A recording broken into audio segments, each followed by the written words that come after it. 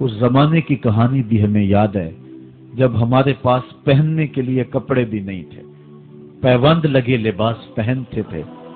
وہ وقت بھی ہمیں یاد ہے جب ہمارے پاس 2 گھوڑے تھے، 6 زرہیں تھیں، 8 تلواریں تھیں، 70 اونٹ تھے، اور ہمارے مقابلے کے اندر جو دشمن آیا تھا ان کے پاس 100 زرہ پوش نوجوان تھا، 950 کی تعداد کے اندر ان کا لشکر تھا۔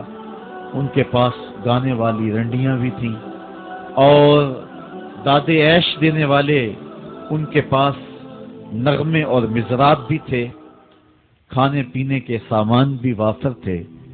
ادھر فاقہ مست لوگ جس کھجور کو چوس کے روزہ رکھتے تھے اسی کھجور کو چوس کے روزہ افطار کرتے تھے۔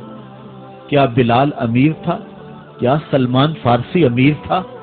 کیا ابو ذر غفاری کسی امیر شخص کا نام ہے؟ کیا بدن کے اوپر پیوند لگے لباس پہننے والے وہ فاقہ مست کیا امراء کی فہرست میں آتے تھے؟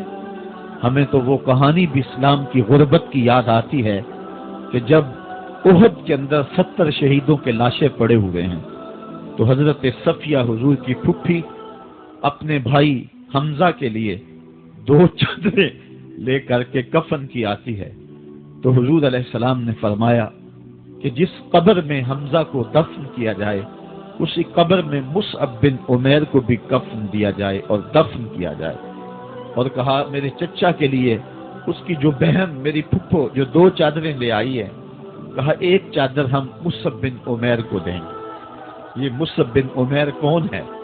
تاریخ پڑھو، کتنی دل آویز تاریخ ہے۔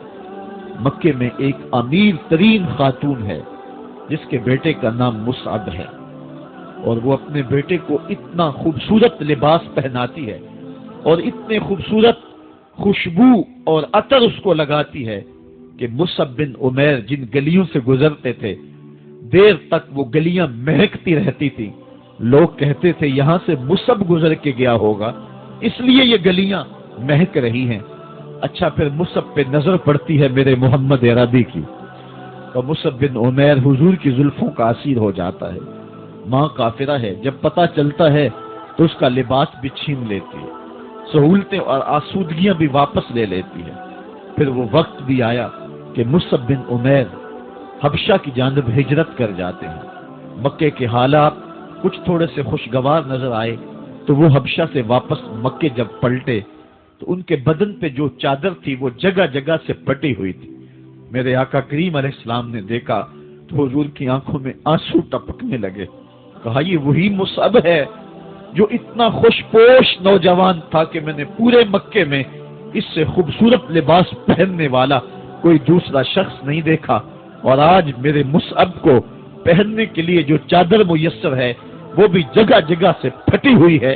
یہ اسلام کی غربت کی کہانی ہے، اور آج احد میں یہی مصعب بن عمیر شہید ہو جاتے ہیں اور ان کے لیے کفن بھی دستیاب نہیں ہے۔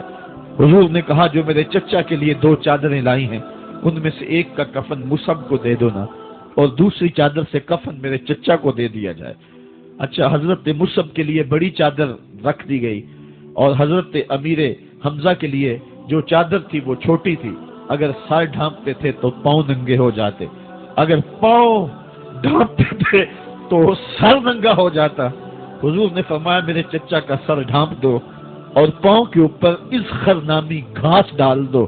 میں یہ اسلام کی غربت کی کہانی تمہیں سنا رہا ہوں، جب میرے رسول کے چچا کے لیے پورے کفن کا ٹکڑا بھی دستیاب نہیں تھا، اسلام اس وقت بھی عزت پا گیا تھا، اسلام اس وقت بھی ذلیل نہیں تھا، اسلام اس وقت بھی سربلند تھا، اور اسلام اس وقت بھی عزتوں کی مسند پہ تھا۔ یہ اسلام کا وہ دور ہے کہ جب حضور مسجد نبوی سے باہر نکلتے ہیں تو آگے حضرت عمر و ابو بکر رضی اللہ تعالی عنہما کھڑے ہیں، چہرے کے اوپر عجیب اداسی ہے۔ کہا عمر ابو بکر اس وقت کیوں کھڑے ہو؟ عرض کی حضور بھوک نے گھر میں ٹکنے نہیں دیا، ہم نے چاہا حضور کا چہرہ دیکھ لیں تو کچھ پیاس بجھ جائے، کچھ بھوک مٹ جائے۔ حضور نے فرمایا میرا حال بھی یہی ہے، جس چیز نے تجھے گھروں سے نکالا ہے وہی چیز مجھے گھر سے نکال لائی ہے۔ چلتے ہوئے حضرت ابو ایوب انصاری کے گھر کے قریب سے گزرے.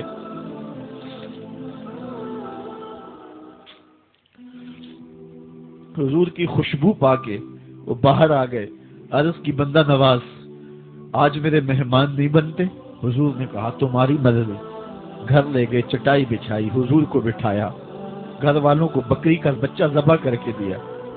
کہا جلدی جلدی کھانا تیار کرو, میرے آقا کو بھوک لگی ہوگی. یہ کہہ کے واپس آئے, حضور کے پاس بیٹھے, نظر چہرے پہ پڑی تو گھبرا گئے. نکاحت کے آثار اتنے واضح تھے کہ سمجھ آ رہی تھی کتنے دنوں سے حضور نے کچھ نہیں کھایا. اٹھ کے باغ میں چلے گئے, کھجوروں کا خوشہ توڑا, حضور کے سامنے رکھا. کہا بندہ نواز جب تک کھانا تیار نہیں ہوتا یہ کھجوریں تناول فرمائیں. تھوڑی دیر کے بعد کھانا دسترخوان پہ لگ گیا. حضور سے عرض کی گئی حضور آئے کھانا تناول کرنے. حضور نے دسترخوان پر تشریف فرما ہو کر کے حضور نے کپڑا اٹھایا تو حضور نے جب دیکھا کہ کھانا ہے تو حضور نے ایک روٹی لی اور چند بوٹیاں اٹھائیں اور ایک خادم کو بلا کر کے کہا جاؤ ہمارے گھر لے آؤ, میری بیٹی فاطمہ کتنے دنوں سے بھوکی.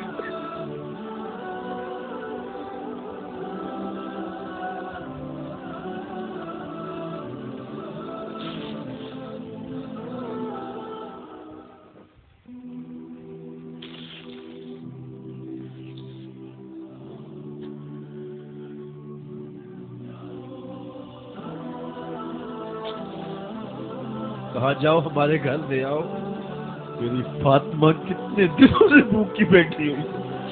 مال کے کونین ہیں گو پاس کچھ رکھتے نہیں, دو جہاں کی نعمتیں ہیں ان کے خالی ہاتھ. آفاق کے ہر ہر گوشے میں قرآن سنا کر دم لینا, اب رکنا نہیں اب تھمنا نہیں, فردوس میں جا کر دم لینا.